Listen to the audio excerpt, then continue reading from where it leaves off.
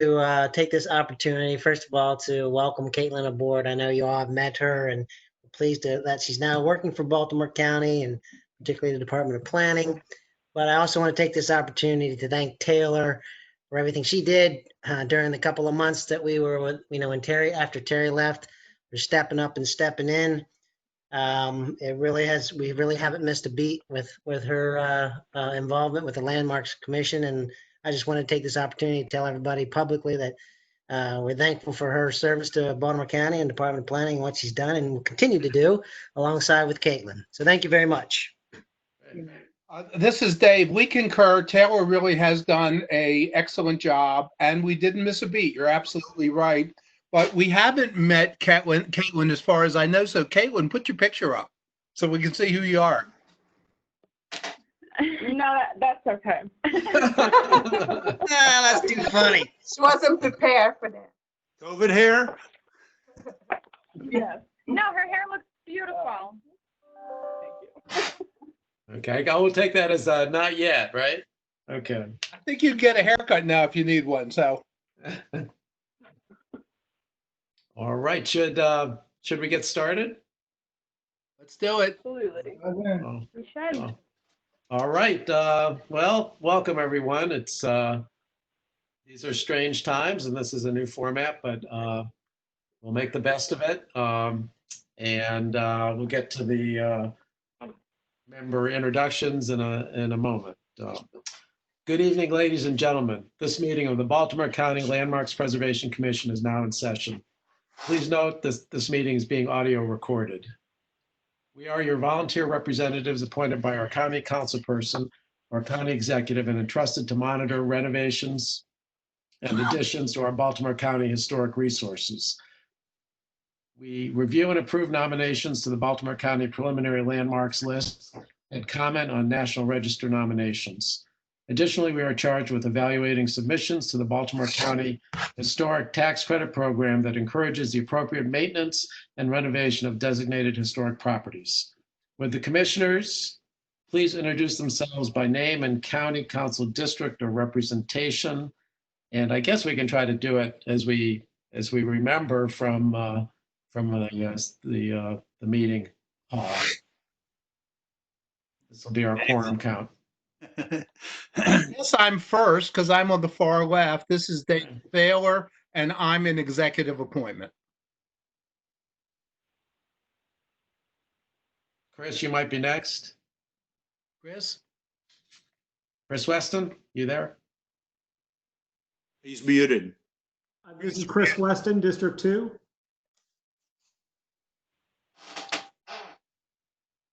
Hi, Ray Scott, District 7. Ed Horde, executive appointment. Rob, Executive appointment. Faith Hawks, executive appointment. Kelman, executive appointment. Rob Brennan, District 1. Adina Novaes, executive appointment.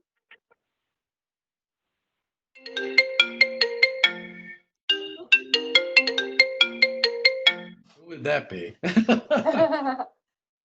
That may be everyone. Anyone we've forgotten? Oh, somebody may be trying to call that. Right. Do we have a quorum, Rob? Caitlin, is there a quorum? Yes, there is. And it looks like Wendy and Vince are here too. And then click me down. Sorry. It looks like we just made them panelists. So Wendy and Vince are also on. So yes, we do have a quorum. Okay, do we want to wait until we know they're hooked in, or?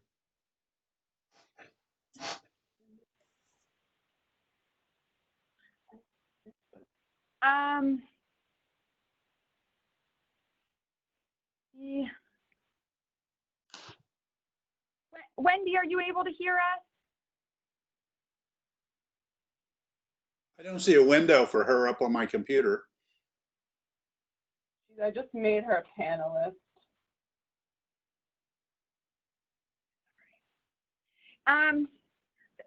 even, not that we want to exclude any commissioners, but we do have a quorum even without them. So We'll carry on. Okay. yeah, we can go ahead and carry on, and if Okay. they're able to dial in, then they are welcome to jump in where they come in. All right. So here's the fun part. Please stand as we recite the Pledge of Allegiance. Here we go. I pledge allegiance to the flag of the United States of America, and to the republic for which it stands, one nation, under God, indivisible, with liberty and justice for all. I want to hear the recording of that. You know that the under God was added in 1951? Yes. Yeah, it was not an original part of the Declaration of Independence. Yes. Our founding fathers wanted a very strict separation between church and state, but 1950 we were giving up on that. So some of us are traditionalists and include it, and others don't. So They're the real traditionalists. yes. The Landmarks Preservation Commission operates under the authority, standards, and requirements of Title VII, Article 32 of the Baltimore County Code. We refer to the United States Secretary of the Interior Standards for Rehabilitation as administered by the National Park Service. This is the accepted national standard for historic preservation projects. Our own Baltimore County Historic Preservation Design Guidelines directly reference and incorporate the Secretary of the Interior Standards for Rehabilitation. Tonight, we think we have people before us who are online, and I believe Taylor and Caitlin, they're going to submit questions or comments to you, or if we have any questions or comments of them. Rob, this is Dave. I have one quick question before we start. Is this being recorded? And if it is, would somebody say so? It is. I did say that earlier. It is being I missed recorded. it. Sorry. Okay. It is being recorded. So citizens desiring to address the commission on a specific project should have signed or emailed the commission, not near the entry door. I'm freestyling here. All testimony will be made through the chat box. Upon recognition by the chair and Caitlin and Taylor, you guys can help us through that. We have important preservation issues to discuss and debate at each meeting. Please limit your comments to the specific preservation submission being reviewed. We ask for your assistance and understanding so that the discussions do not digress. As an additional comment, we could all agree that the historic preservation is an important aspect of the quality of life and place that makes Baltimore County unique. As a commission, we seek to recommend significant buildings and places for landmark consideration to the County Council for their final vote. As commissioners, we serve on the commission due to our expertise, interest, and passion for historic buildings and places, and review submissions based solely on their merit. While we may disagree in discussion and voting, we continue to be a collegial body that respects each other personally and professionally. Would staff like to go over what we see on the screen now? Sure. And just a reminder to all the commissioners, if you're not speaking, please remember to mute your microphone so we don't hear any background noises that we may have in wherever you're calling in from. But just a reminder that if you do have a comment during the meeting, that you can send us a chat through the features on the bottom right side of your screen.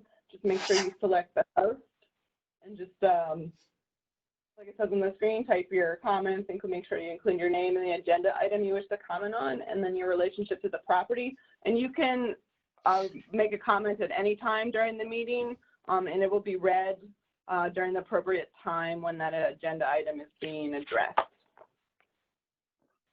Okay, very good. Any changes to today's agenda?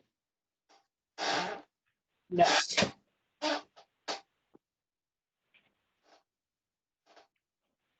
Was that a no? Did I hear a no?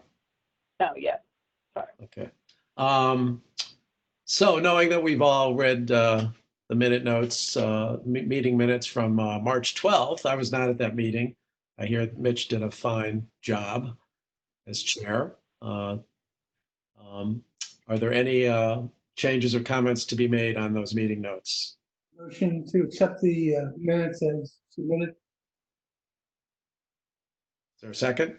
For this instance, can you please say your name before okay. you make the motion so Steve we know who did Meyer. it? Motion to accept the minutes as presented.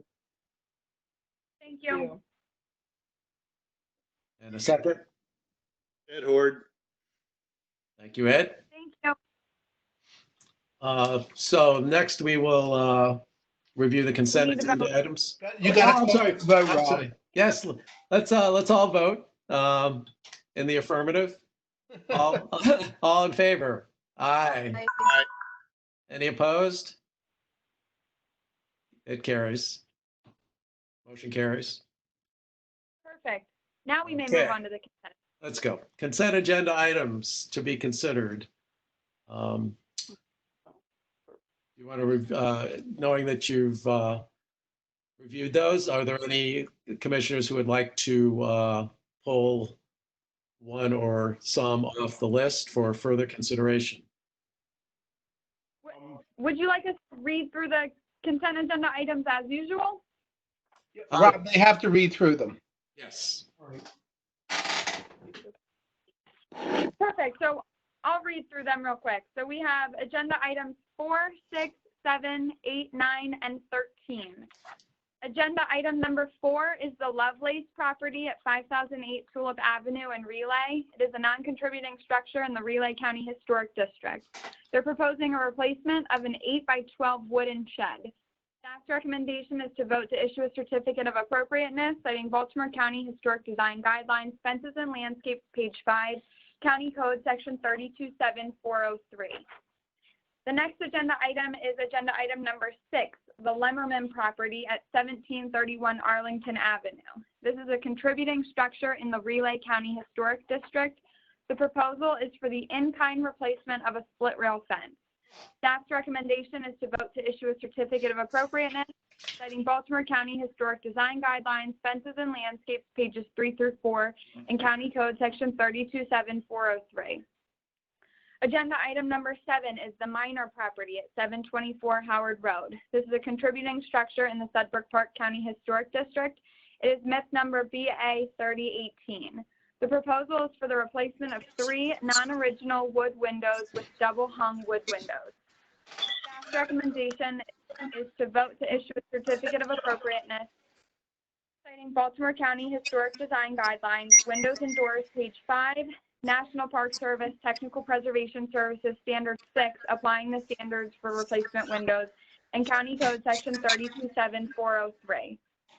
Agenda item number 8 is the Schaefer property at 716 Howard Road. This is a contributing structure in the Sudbury Park County Historic District. The proposal is for the installation of a split rail fence in the rear yard. Staff's recommendation is to vote to issue a certificate of appropriateness citing Baltimore County Historic Design Guidelines, Fences and Landscapes, pages 3 and 4, and County Code section 327-403. Agenda item number 9 is the Gang property at 1024 Windsor Road. It's a non-contributing structure in the Sudbrook Park County Historic District. The proposal is for the replacement of a 3-tab asphalt shingle roof with asphalt shingles. Staff's recommendation is to vote to issue a certificate of appropriateness citing Baltimore County Historic Design Guidelines, roofs, page 10, County Code section 327-403. Agenda item number 13 is the Zerhusen property at 309 Morris Avenue. It is a non-contributing structure in the Lutherville County Historic District. The proposal is for ex post facto approval for the replacement of 4 single-pane vinyl windows with double-pane vinyl replacements. This is for Code Enforcement Correction Notice CB 2000154. Staff's recommendation is to vote to issue a certificate of appropriateness by Baltimore County Historic Design Guidelines, Windows and Doors, page 2, County Code section 327-403 and 327-405. That completes the consent agenda item. Thank you, Ms. Bensley. Commissioners, are there any of those items that you would like to pull from the consent agenda and to have a further discussion on?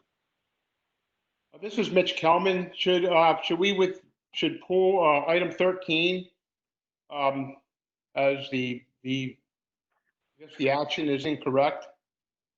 Okay, very good. Any others? Okay, hearing none, is there a motion to approve consent agenda items? The consent agenda items, you can read them. All the consent agenda items except for 13. Very good. Is there a second? Second. All in favor? Aye. Aye. Aye. Aye. Aye. Any opposed? Motion passes. Very good. Thank you.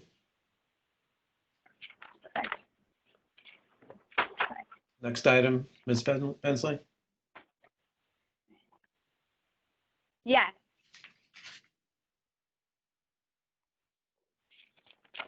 All right, the first agenda item up for discussion and vote is agenda item number 5, the Kelly property at 4948 Tulip Avenue in Relay, the County Historic District. It's a non-contributing structure.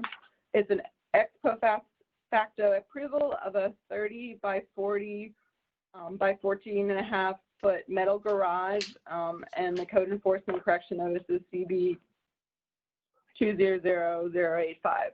The homeowner is seeking an ex post facto approval for the installation of a fully enclosed metal garage. The garage was installed by Carolina Carports, Inc., and no permit was ever pulled for the installation. Following the installation, a neighbor complained that the garage was erected without permits or review from the commission. In a phone conversation with the homeowner, staff was informed that the property had a previously existing garage that was deteriorating. The homeowner was concerned that the garage was going to collapse and had Carolina Carports install a new one. No photos were provided documenting the previously existing garage's condition or design.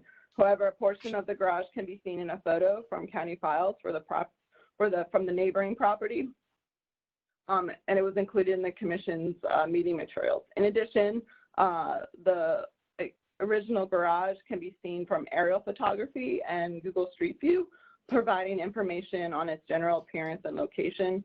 The garage was located in the northern corner of the property and appeared to be a frame one-story, one-car garage with a rectangular footprint and had a front end gable roof, most likely asphalt. And it looks like it was covered with a wide width vertical lap siding. It may have been asbestos or asbestos shingles. It was difficult to see through the photo. The garage door appeared to be paneled and features 6 windows. This type of a small frame detached garage is common in the Relay district and contributes to the district's significance as an early commuter neighborhood resulting from the expansion of the railroad. The new garage is 30 feet by 40 feet and is 14.5 feet tall. Fully enclosed in metal, has a standard door that's 36 inches by 80 inches, a walk-through door, and an 8-foot by 8-foot wide roll-up garage door. The new garage sits on a concrete pad and is located in the rear yard.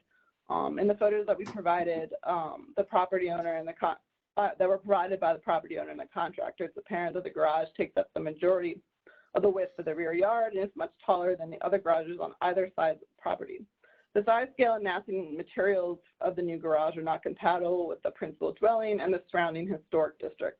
The garage also may be in violation in other areas of the code, as setbacks from the side and rear yards for accessory structures shall not be fewer than 2 feet. However, that would be an issue zoning and code enforcement would look into. Recommendation is to not issue a certificate of appropriateness or a notice to proceed, citing our county historic preservation design guidelines, the chapters for additions and infill, and then fences and landscapes, and then also our county code sections 32.7 403 and 32.7 405. Great. Thank you, Ms. Merritt. Is there anyone representing the project online that we know of? We did receive written testimony from the occupant of the home, and I will read that to you all now. This is from Ryan Brown. He is the son-in-law of the property owner and is currently living at the dwelling. He wrote, "We are expecting a baby girl in July, making us a family of 7. We needed to clear out room for the baby. The garage is for storage. Our family lives in one of the smaller houses in historic Relay. The house was built with 2 bedrooms on the 2nd level. We plan on using the basement and sunroom as additional bedrooms. To use those rooms, we have to store all the contents in the new structure. We're storing the following items in there: bikes, lawn equipment, tools, mats, household storage items, a weight set, children's sports equipment, toys, and items for vacation.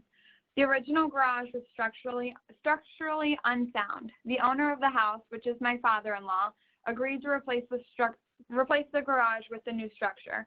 The layout complies with Baltimore County Code. Please feel free to contact us with any additional questions or concerns you may have. In regards, Ryan Brown." Very good. Thank you, Mr. Brown. So I know there are code enforcement issues here, and we're not concerned with that. I guess that's handled elsewhere, but what we're commenting on now is the appropriateness of the work in the historic district. Commissioners, any comments? Yeah, I just find this appallingly inappropriate for the neighborhood in terms of size, view. It's 14 feet high and it's not a window in it. It looks like some sort of very suspicious structure to me. Or at least, doing the absolute minimum you can do to build a garage in the back. I think it's horrible.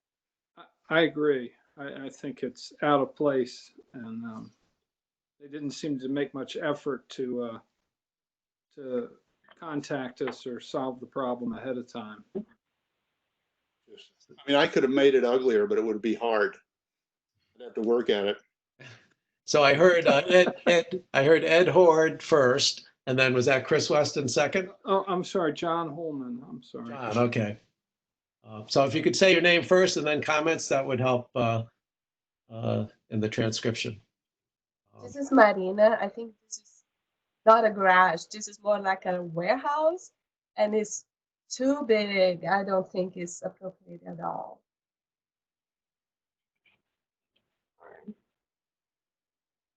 Okay, go ahead. I move we accept the staff recommendation and not approve. It's John Holman trying to make a motion, but I can't see what I need to say. Ryan, you're online. Okay. That was John.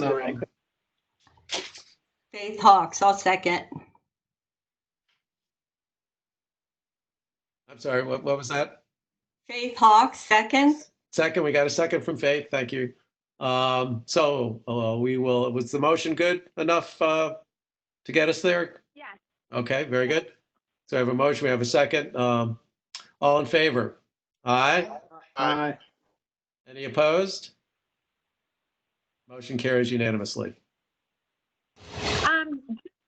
Just for comments for the property owners, do you guys have any advice on what they could do to fix the structure? Do you guys have any input that we could offer to the homeowners? Anything like that? Any comments? Tear it down. I would say that it needs to focus on materials. I mean, the metal siding looks like something in a building in an industrial park. I think it needs to have materials that are common to the neighborhood. It ought to have garage doors like the neighborhood. It ought to feel like it's part of the neighborhood. It's not smaller, the scale. Smaller. Yeah. Shorter for sure. Yeah. This is Vince. Can anybody hear me? Yes. Okay, Yeah. good. I'm still fooling with this. I don't know. Yeah, I concur with all of that. I was gonna say it just, man, I like it, but it just doesn't fit. That's relay, right? Yes. Yeah, that ain't gonna fly. Perfect. We will pass along your comments to the homeowners. I just wanted to have something something to let them know. Also, it should have some windows and some articulation. It doesn't look like some of the other garages. Agree. And I would comment that I think the contractor did the homeowner a disservice by building that in the rear yard. I think there are zoning issues, height issues, lot coverage issues that basically would not have allowed that size structure to happen, let alone the historic review. Yeah. Okay, Very well. Thank you. Alrighty. Just as a note moving forward, I know we discussed it earlier, but since we've had some new folks pop on, if you guys could leave your videos off, it helps with the connection if we're just on audio. And please remember to mute yourself when you aren't speaking, just so that we aren't hearing background noise and papers ruffling and all that fun stuff. That said, we will move on to agenda item number 10.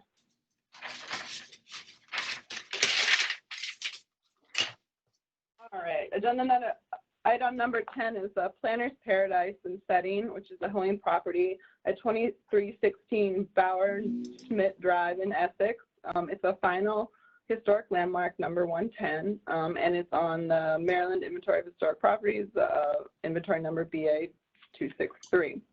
The homeowner's proposal is the installation of stained glass side lights around the front door where peel and stick stained glass applications currently exist. The homeowners are seeking approval to install custom stained glass in the side lights of the front entry door. Currently, the side lights are covered with a peel and stick stained glass treatment, and one of the window panes is cracked. Rather than removing the applications, replacing the broken pane, and featuring plain glass panes in the foyer, the homeowners wish to install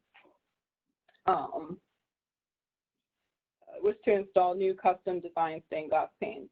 The new custom stained glass panes will be the same dimensions of the existing side lights, and the proposed design features a hummingbird and nature theme, which the homeowners have stated is both symbolic to them and ties in the variety of natural elements on the property. The glass will have a 3/16-inch clear glass installed on the exterior to protect the stained glass. There is one existing door in the house that has leaded stained glass. An additional leaded stained glass of a similar design can be found on the interior of the home in an upstairs bathroom. In discussions with staff, the homeowners mentioned that the peel and stick stained glass window treatment can be found on other doors and windows throughout the home. Per a historic review application, the homeowners find the design of the existing leaded stained glass to be too modern for the home, and consistently they do not wish to repeat the pattern in the front foyer. The house is a mix of late Victorian and Italian styles with some colonial revival features. There's a news article from the 1980s that mentioned that the original windows in the house were destroyed in Hurricane Agnes in 1972, but the original hardware was salvaged. An image of the existing stained glass door was provided in that article. However, there was no mention about the windows in and around the front doors. Staff was unable to find any photographs of the front doors prior to 1972 that clearly show the front door side lights and if it may have had possible stained glass. Stained glass was often used as an accent feature in both interior and exterior features for homes built in the mid to late 19th and early 20th centuries. The existing stained glass in the house is reminiscent of the prairie style popular from 1900 to about 1920. Overall, staff feels the request to remove the peel and stick stained glass and to make the necessary repairs and replace the broken glass as appropriate. Staff would like to see elements from the existing stained glass incorporated into the new design in some way, but does feel the proposed replacement design for the foyer window panes is tasteful and would enhance the front entry of the home. Staff would also be in support of plain glass panes and encourages the commission to discuss the design and the possibilities to determine if the design should be adjusted to incorporate elements of existing leaded stained glass design. Our recommendation is to vote to issue a certificate of appropriateness. Our authority for action, we cite the design guidelines for windows and doors and the National Park Services Technical Preservation Services Standard 6 applying the standards for replacement windows. We're also studying County Code Section 327-403. Thank you, Ms. Merritt. Is there anyone online representing the project that we know of? Not that we see. Okay, very good. This house has been before us at least a couple of times, I think, in the past year or so. So it's good to see that they're doing work on it and improving the property. And I'm not a fan of stained glass, but I certainly appreciate the time period. And I think this stained glass is certainly better than the stick-on stained glass. So I would be certainly in favor of it. Any other commissioners? I'm glad it's Dave. Go ahead.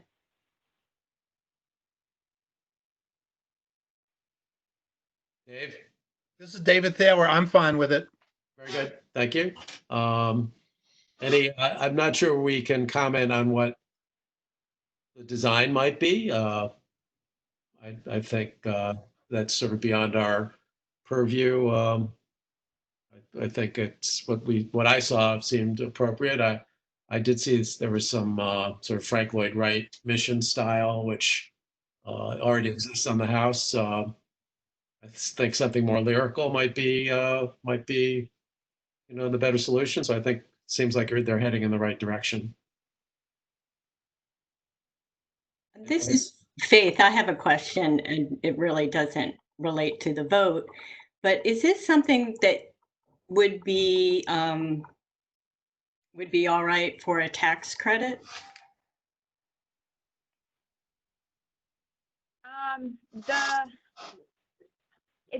If you had cracked panes, yes, but actually removing, if the panes were in an okay condition, then no.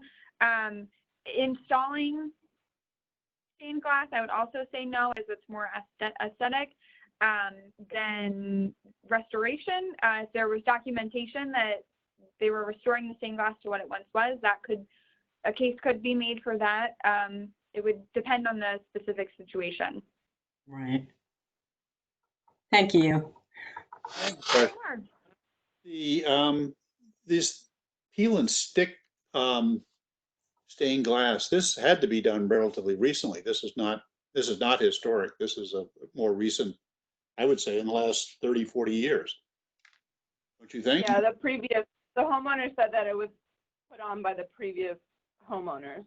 So if they're taking it out and putting something in, I think this feels fine. I mean, I'm not wild about peel and stick. I think I like the stained glass much better. That part of it is a lot better than the peel and stick, in my view, just for the material itself, and it's not consistent with what was there. But I would approve it. Very good. Are we ready to make a motion? I'll make a motion to vote to issue a certificate of appropriateness. This is John, second. Very good. Thank you. All in favor? Aye. Aye. Any opposed? Motion carries unanimously. Thank you, commissioners.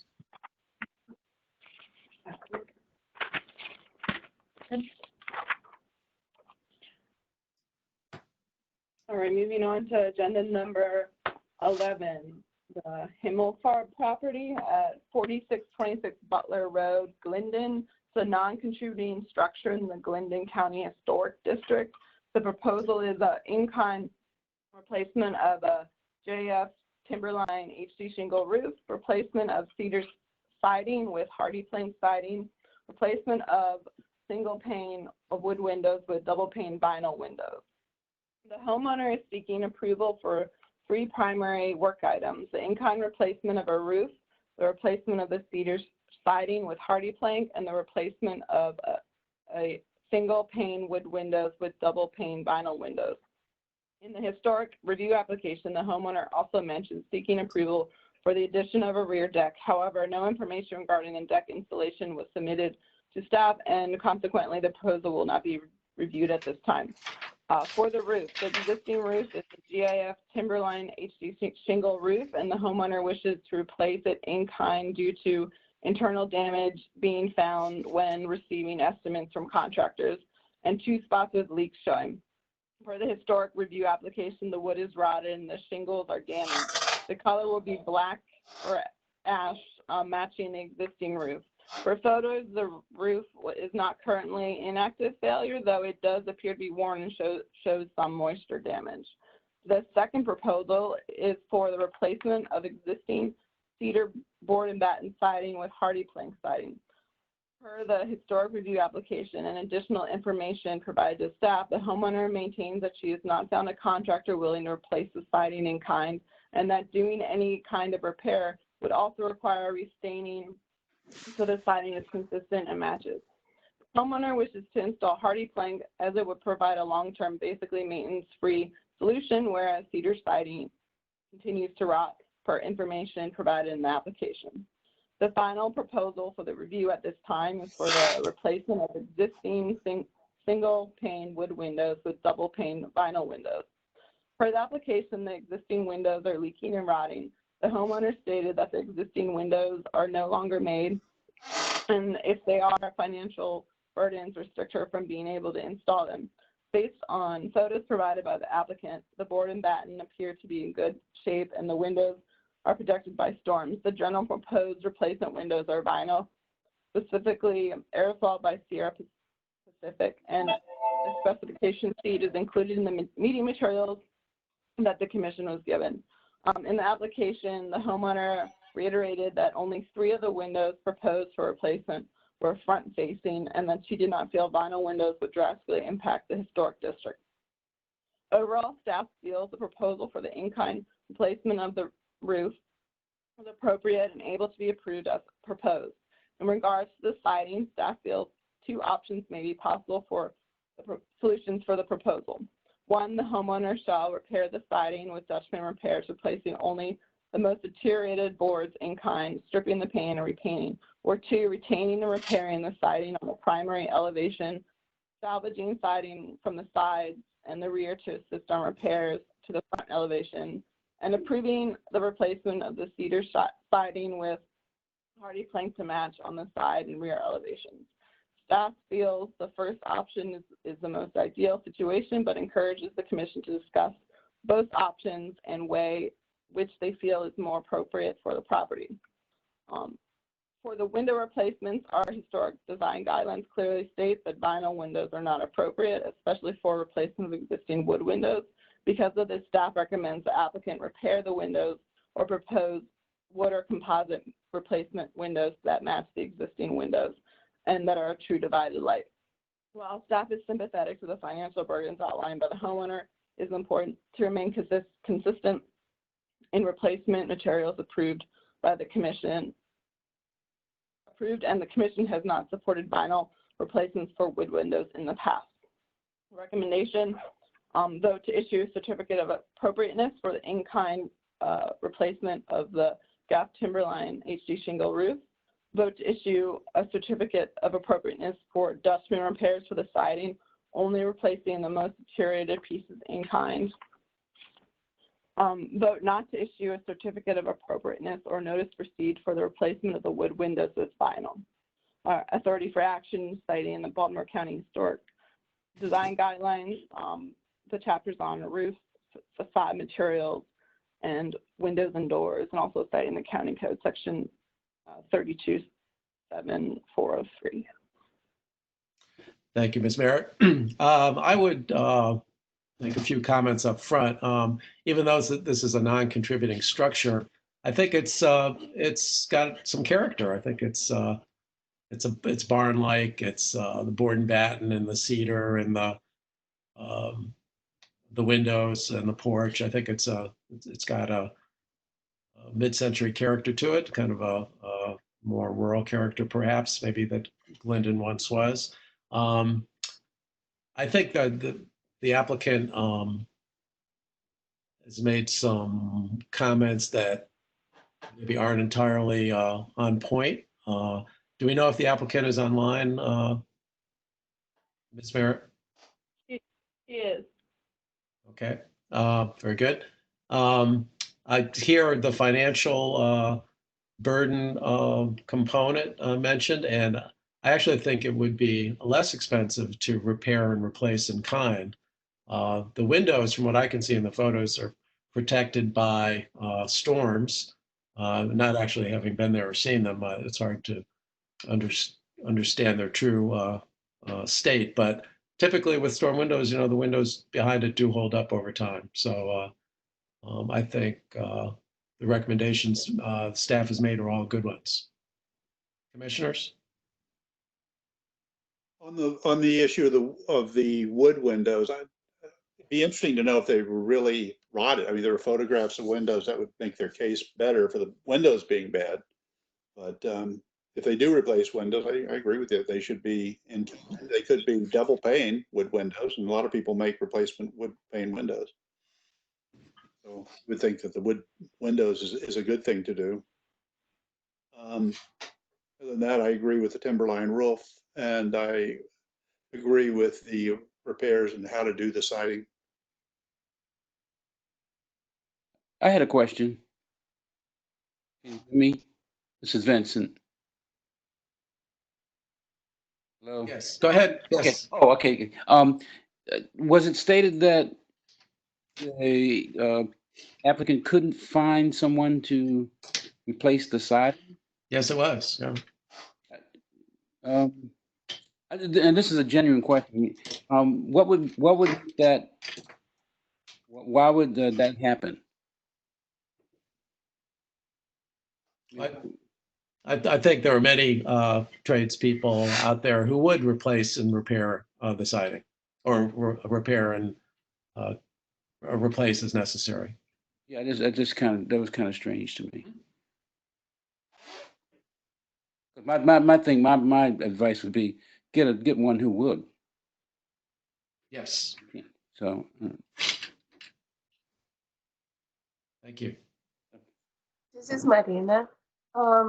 I totally agree with staff's recommendations, and I think that he could do it in phases. He doesn't have the money to do the whole thing at once. He can do first the roof, then the sidings, then the windows, and do it the right way.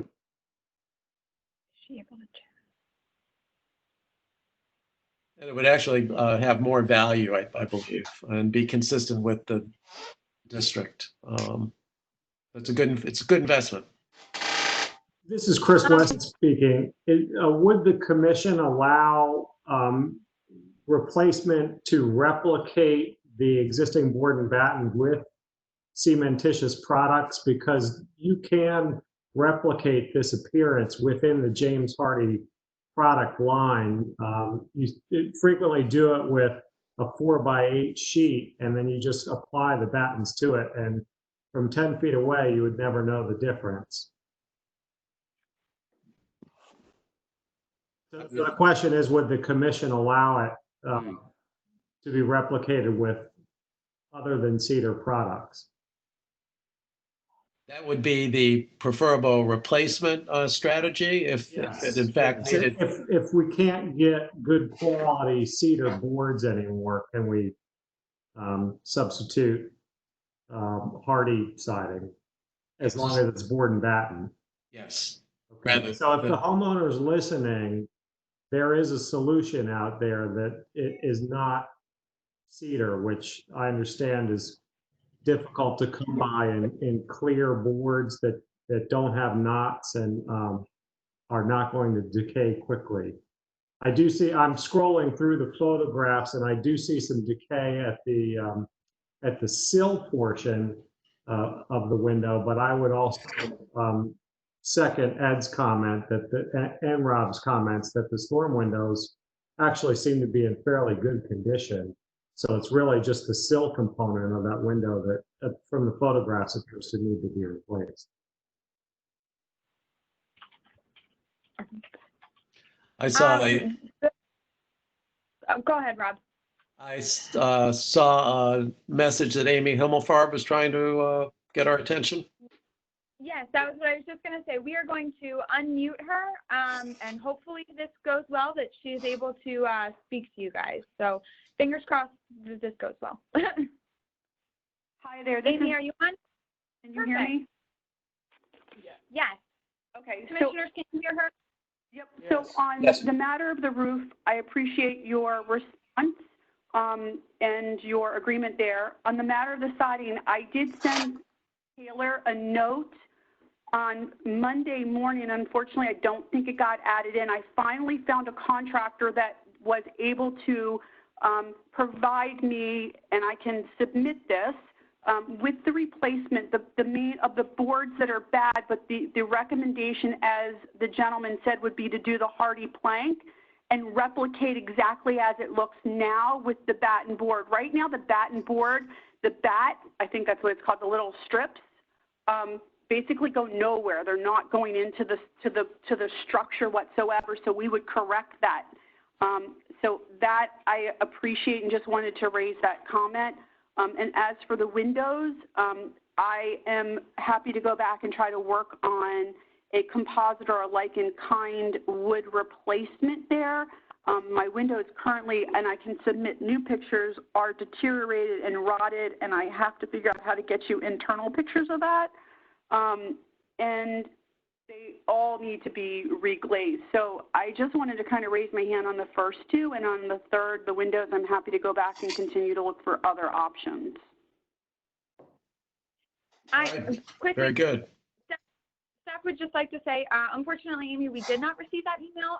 So if we receive that, I will be happy to forward it on to the commission. I just don't want anyone thinking that we left that out of the application or did not forward that information on to the commissioners.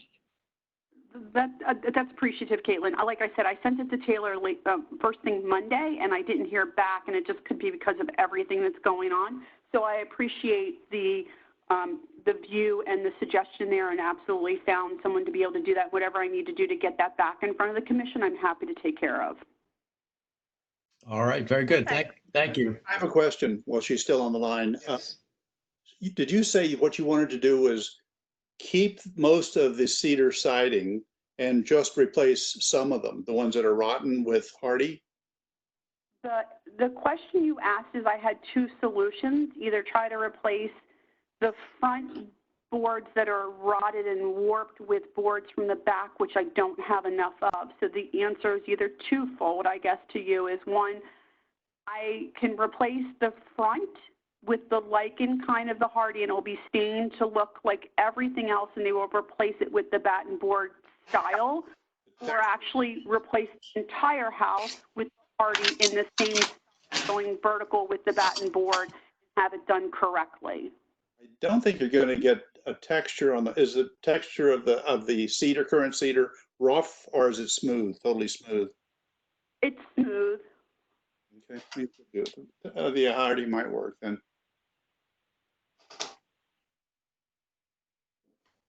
All right, commissioners, any other comments? Ms. Himmelfarb, any further comments? No, I just appreciate everyone and certainly hope, and like I said, 1 and 2 are perfectly fine. 3 I will continue to work on. I need to find a solution for that. So I appreciate everyone's time.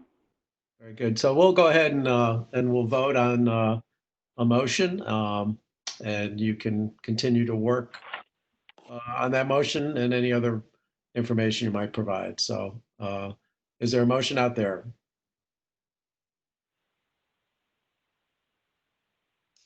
Rob, this is Chris. I would vote to issue a certificate of appropriateness for the in-kind replacement of the GAF Timberline HD shingle roof, but table the other 2 items pending further information. I second. Who's that? Marina. Marina, very good. We'll go ahead and vote on that motion. All in favor? Wait, I have a question on that. A question. So I don't understand how this is going to work for the owner, and I'd like to know from the owner if this presents a problem to them for us to not to table this at this time. I think we can say that we will issue a certificate of appropriateness for Dutchman repairs for the siding only and replace only the deteriorated ones in kind. That I think we could approve. If she wants to do something else, I think maybe we need some more information on it. I'm acceptable to that. This is the owner, Ms. Himmelfarb. Thank you. To doing what? To repairing the front portion that is warped, as you just stated, and then I would come back to you with the rest of the house. Okay. Very good. Okay with that. Mr. Weston, do you accept that modification to your motion? Do you need me to state it again, or are we okay?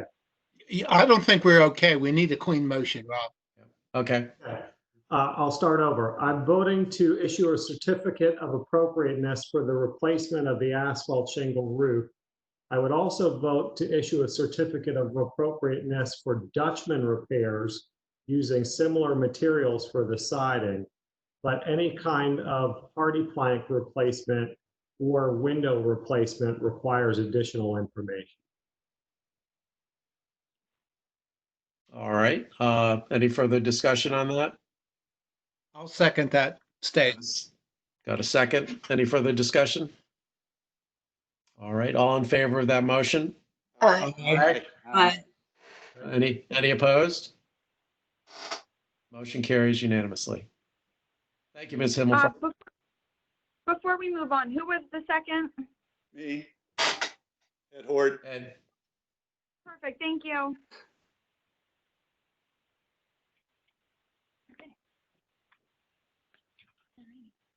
All right, moving on to item number 12, the Deluca property at 212 West Seminary Avenue in the Lutherville County Historic District. It's a contributing structure. The proposal is an in-kind repair and replacement of the cedar shingle siding and the enlargement of an existing asphalt driveway from 22 feet by 22 feet to 33 feet by 26 feet. The homeowners are seeking approval for two projects. The first, which is an in-kind repair and replacement of cedar shingle siding. The homeowners are proposing to use the 30 sawn tapers on shake shingles for the repairs and replacements. Through an email to staff on April 23rd, they were still trying to determine the exact shingle size, as there's a mixture on the house. At some point prior to the current owners purchasing the home, there were repairs done to the first floor front porch area, and these cedar shingles appear slightly different than those on the second floor. Additionally, the current owner stated there may have been other repairs or replacements done to the siding prior to them purchasing the property in August of 2018. The shingles the homeowners are proposing are sawn on both sides for a semi-textured look with a stronger shadow line than a shingle, and will blend nicely in with the existing shingles on the dwelling. The second proposal is for the enlargement of the existing asphalt driveway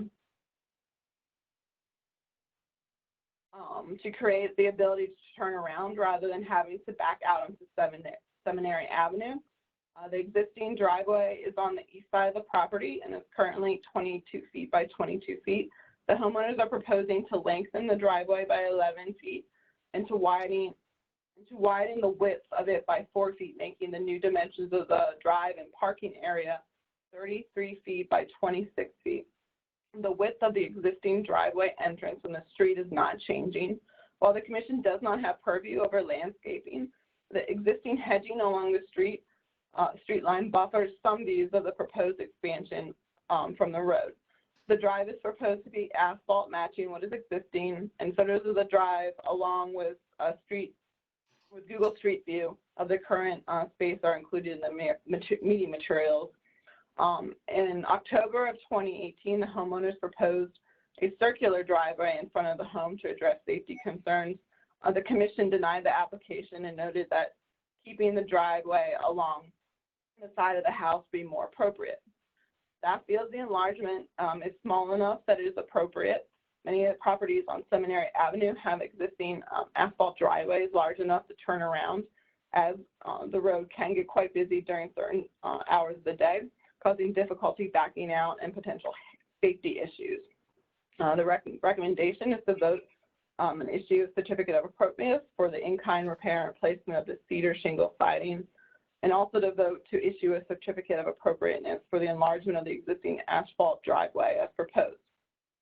Authority for action is citing our county historic design guidelines, chapters on facade materials, and the chapter on fences and landscapes, and also the county code section 327403. Thank you, Ms. Merritt.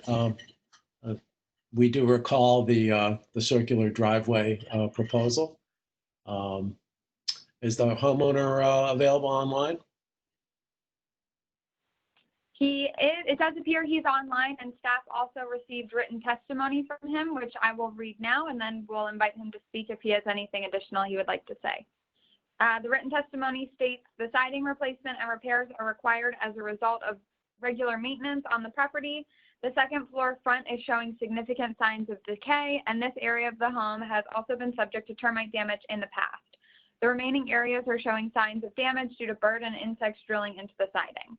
As for the enlargement of the driveway, we have previously presented to the commission an option for a circular driveway on the home.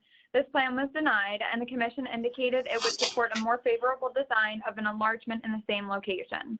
As previously discussed with the commission, this enlargement is a necessity due to the safety concerns of backing out onto Seminary Avenue, which is a busy state road. This enlargement will allow just enough space to turn around in place. It will not detract from the front of the home, nor will it require the removal of any planting or landscape. The enlargement will be constructed of asphalt to match the existing driveway.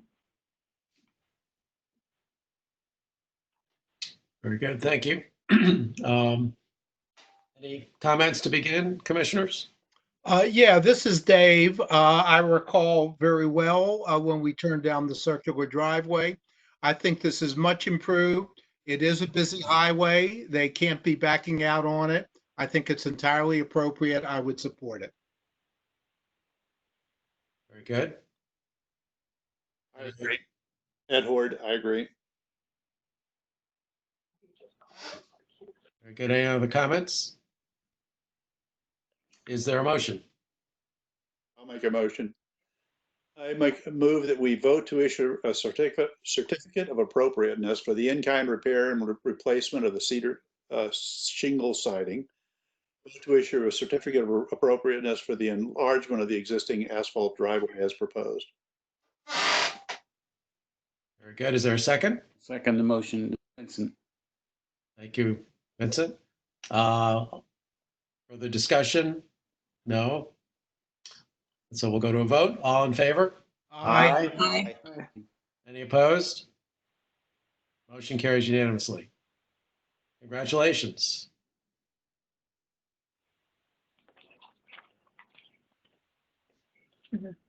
Next is the consent agenda item 13 that we moved to the docket. Correct.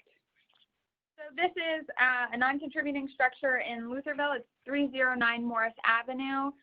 The proposal was for ex post facto approval for the replacement of 4 single pane vinyl windows with double pane vinyl replacements. Code enforcement correction notice CB 2000154. Staff's recommendation was to originally vote to issue a certificate of appropriateness. However, we realized that that should be a notice to proceed, which was why it was pulled from the consent agenda.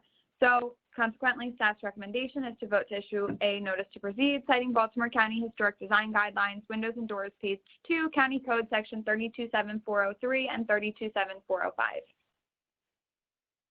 Very good. Thank you, Ms. Bensley. Any discussion on this one? Hearing none, is there a motion to approve? Chris Weston, motion to approve. Okay. Second. Got a second on that. All in favor? Aye. Opposed? Motion carries unanimously. Thank you.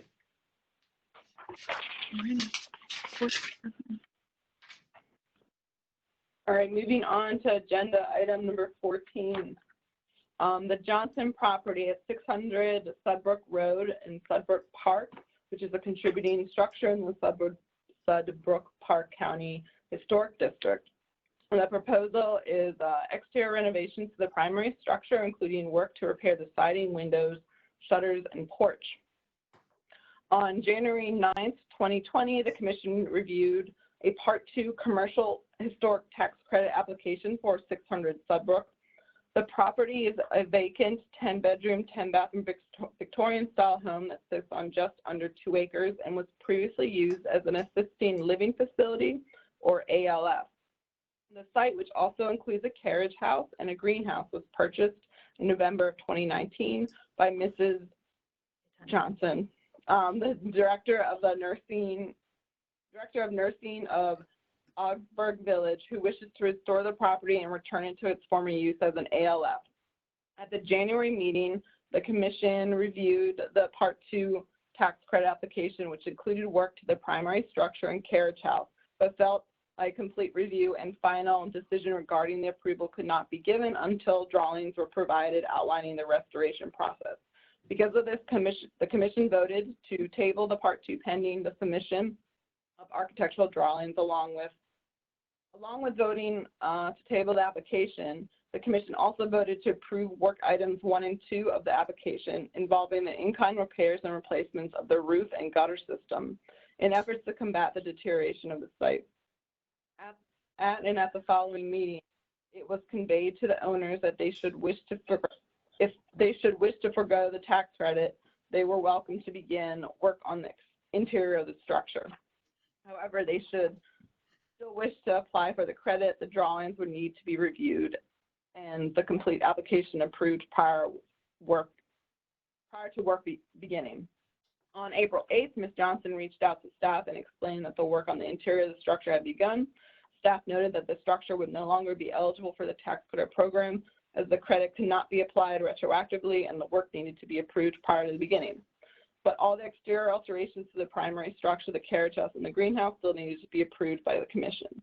The property owners are now seeking approval for exterior alterations, specifically repairs to the siding, windows, shutters, and porch, to the primary structure only. Applications were also received proposing an ADA ramp and rehabilitation to the carriage house and the greenhouse. However, the applications will be held for a later meeting until drawings and additional details are received.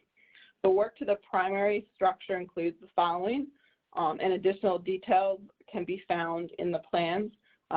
Siding repair, the scope is to refinish, repair, scrape, sand, paint the wood siding, to repair patch broken siding using Dutchman repairs where needed, repair all trim and moldings, rafter heads are in place where needed with in-kind wood and same pattern and style.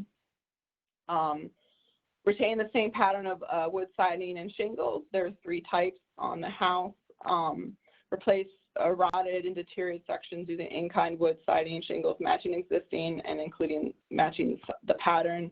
The 3 styles of pattern on the first floor, there's horizontal wood siding. On the second floor, there's square buttwood shingles, and on the attic story or house story, only on the front elevation, there is a wave pattern to the shingles, which will also have a square butt shingle pattern, but in a wave pattern.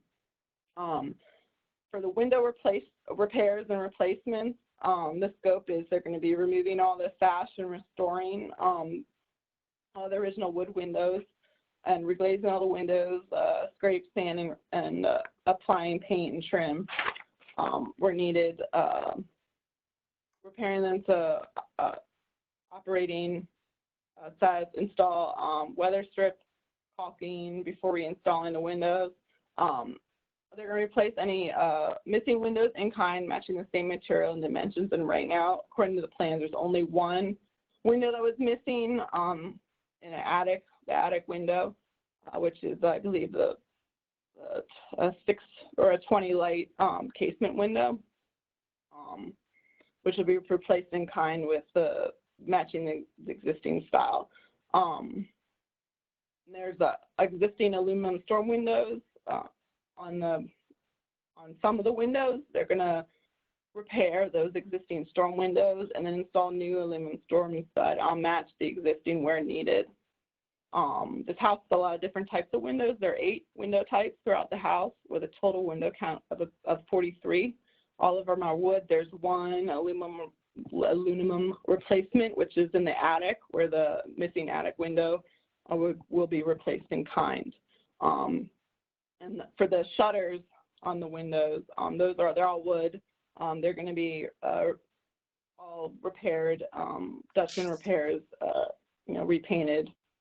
And for the porch, they're going to be repairing the ceiling, floors, railings, steps, and all the porches. There's on the front side and rear of the house, replacing all rotten and deteriorated wood where needed in kind, repairing unstable, broken, or handrails, any necessary masonry repairs that needed for any footings.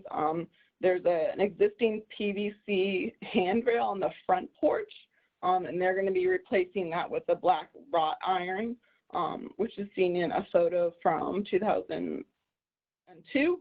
And then there's going to be painting and staining as needed, which isn't regulated by the LPC. On the recommendation is to vote to issue certificate of appropriateness for the in-kind siding repairs, window repairs, replacements, and porch repairs.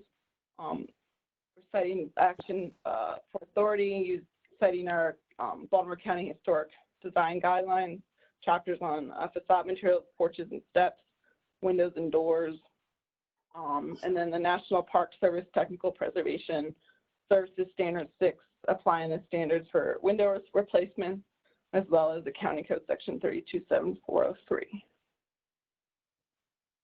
Thank you, Ms. Merritt. This is a grand old Sudbrook Park house.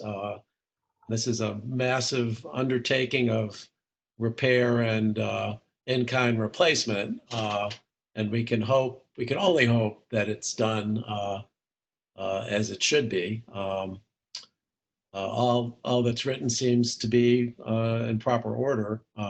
It's the execution that we hope for. Any comments, commissioners? This is Vince. I remember this property when we toured it. And, even at that time, I think they were looking for tax credit, which meant we were looking at the interior. But this time they're focusing just on the exterior of the primary structure, not the greenhouse and the other outside building, right? Is that right? Correct. We're only looking at the primary structure right now. The drawings are not complete for the greenhouse and the carriage house. And once those are finished by JP2 Architects, then those proposals will be brought before the commission. For now, it's just the primary structure. Okay. All right. Are there any comments from the applicants or from the public? We did not receive any written testimony. It does look like the architect is online. Do you want to invite him, unmute him? Either one there. Sure, go ahead. Mrs. Hutch, we're going to unmute you if you have any comments that you would like to make. And you're on. Hello. Okay, you've got both of us. We're actually both in the same room. So this is John Hutch, and we appreciate the opportunity to come in front of you. We agree it's a beautiful structure and are looking forward to the restoration of it. And we're going to work diligently for the next meeting to have drawings for the carriage house and the greenhouse. Very good. Thank you. Any questions from the commissioners? I would just like to say that I think the drawings are very well done, and it's a very ambitious project. And I believe the county is very fortunate to have someone, that is willing to put in the kind of energy and facility to put this together. Very good. Thank you. Mr. Hutch, this is Chris Weston. On the front attic gable, there is an existing historic window and an existing aluminum window, and I'm not sure. I'm looking at sheet A100. The historic window is to be restored, and the aluminum window is to be replaced with a replica. Is that correct? I'm referring to windows 9 and 10. The 9 and 10, in this case, is the front elevation. The number 10 is just open. The window is actually there. It's on the back elevation that the window is missing. And there is a storm window that they install that is what you can see from the elevation. But the number 10, actually, the window is there, is just open. I see. Okay. With casement and open inward. So on the I'm back zooming elevation way is in, and I see it now. Yeah. Okay. yeah, on the back elevation, if you see, where is it? The one of 102, 102, that is the missing window, the number 34. 34. That is actually just the front storm window that stayed. The back one is gone. And it's the one that will be replaced with similar.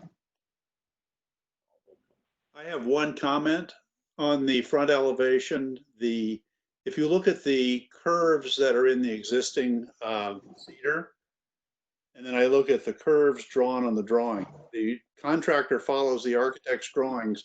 It's not going to look the same. It's a much more drastic curve. The other is a very mild curve, ripple that goes through. This is a pretty deep one. I think it's bigger there. I think it ought to, whatever they do, the contractor should match the pattern of that exactly. It's beautiful, and what's shown is not, I don't think, will not look as good. They need to exactly what the current in Gable editing with that more gentle wave. It looks just like the one that's there. The wave would not be, the condition of that siding is actually is good condition. There is no reason to replace that siding. Right. So it would be just, you know, it's just to repaint and to clean the existing and the repaint. We are not changing the waves because it's actually one of the few siding that is in very good shape. I understand. The only part that needs some help is the crown molding that separate the wave from the floor below. That probably needs some help with the flashing, but the siding is in good shape. Very good. This is there is no reason to change it. The wave. This is Rob Brennan. Since we're looking at windows 9 and 10, it's obvious that the shutters shown do not belong there. Will you replace those with proper shutters, or perhaps? In the original drawing, actually, these were double shutters. That I question if that is actually one of the original. It's just what is left. One of the shutters been was a double shutter, and now it's a single shutter. But it's the style is different. It's got a little arch at the top, and then it's obviously taller than the actual window. So that yeah, you're correct. It's taller than the original. It should be either removed or replaced in kind. Yes. Right. But those sorts of details are critical to the restoration. So it certainly reads as though you'll be intending, that's your intent to restore and replace in kind, and we certainly look forward to that. Right. would be done in accordance with the original elevation that we have with the picture of the 2002. This is Vince. I had a question. It may have been just answered. I was wondering if you had if there was some picture or something to go off of the structure, the way it looked originally. The only picture that we have is the Baltimore County historical picture of the 2002, and those are the ones that we are referring mostly. Okay. This is a massive undertaking, and I would love to have seen this when it was in its heyday, and I can't wait to see what it's going to look like, because if it's done as the original structure was, it should be really beautiful. On that, I'm totally agree.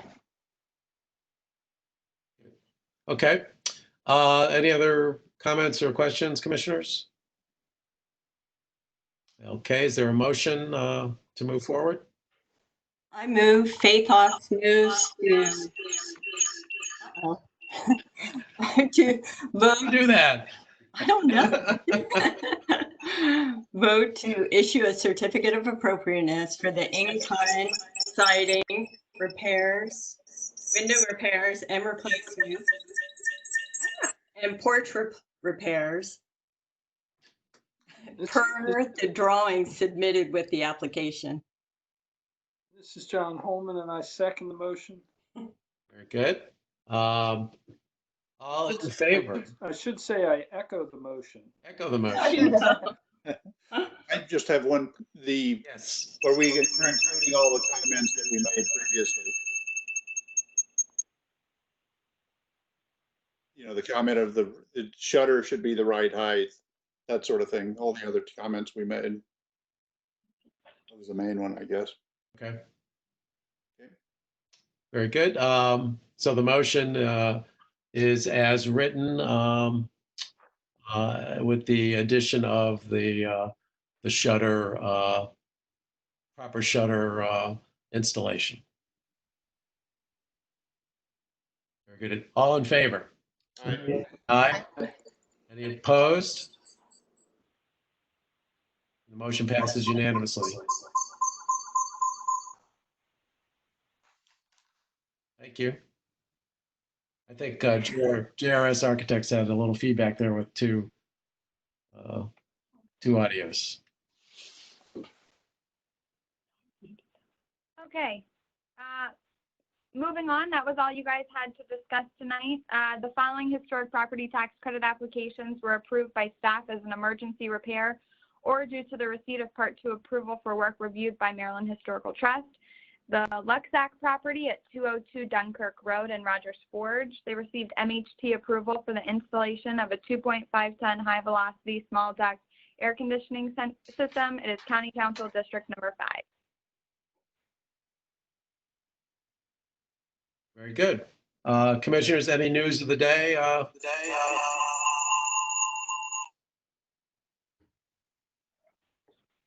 Hearing no news of the day, is there a motion to adjourn? Rob, I have something. Yes. I'm glad this meeting was over in 1 hour and 18 minutes. Chap yesterday had a hearing that started at 12:30 and went on till 7 o'clock at night. Oh my God. Ooh. In a Zoom like this, WebEx. Well, it's always good to have capable leadership. Thank you, Rob. Thank you, staff. Congratulations, Rob. Try and get it under 1 hour next time. Okay. Well, we had a lot on our plate today, so. I have one other thing for the good of the commission. I don't know if any of you have seen or listened or watched any of Johns Hopkins Baltimore Heritage 5-minute videos. Yes. They are wonderful. They are. I mean, I love the fact that his 15-year-old daughter is the cameraman. It's so low key and so refreshing, and really it's great. I think it's very informative, very interesting, and it just nice 5-minute bite that's easy to watch, and you don't have to commit a lot of time to it. And I think it's great. I recommend them to you. There are many of them, and they're really fascinating. Ed, this is Vince. Where'd you watch that? If you go to Baltimore Heritage's website, and you'll see their 5-minute videos. There's a link, I think, to YouTube. Okay. You can see on Facebook too. Yeah, or YouTube, Facebook. But if you go to YouTube, just Google Baltimore 5-minute videos. And pops right up. Thank you. Yeah, he's in his 7th or 8th week of 5 each week, so there's quite a few of them. Fascinating. I learned lots of things that I didn't know. I thought it was really very, very well done. Something we all should know as citizens of Baltimore. I love this thing about the battle monument on. Yes. That's fascinating. And they keep Ed? 5-foot, 35-ton columns at the Clarence Mitchell Courthouse. How'd they do that? Yeah. Wow. No, I don't know how they get them up. They're one-piece columns. Oh my goodness. That's amazing. They're the largest single stone columns Tyler thinks in the world, but maybe only in the United States. But it's amazing. They're really Absolutely. all right, guys. Thanks. All right. Is there a motion to adjourn? So moved. Second. All in favor? Aye. Aye. Well, thank you all. We'll talk next week or next time. Thank you. Thanks. Bye. Be safe. Thank you. Bye, guys. Bye. Bye. Bye.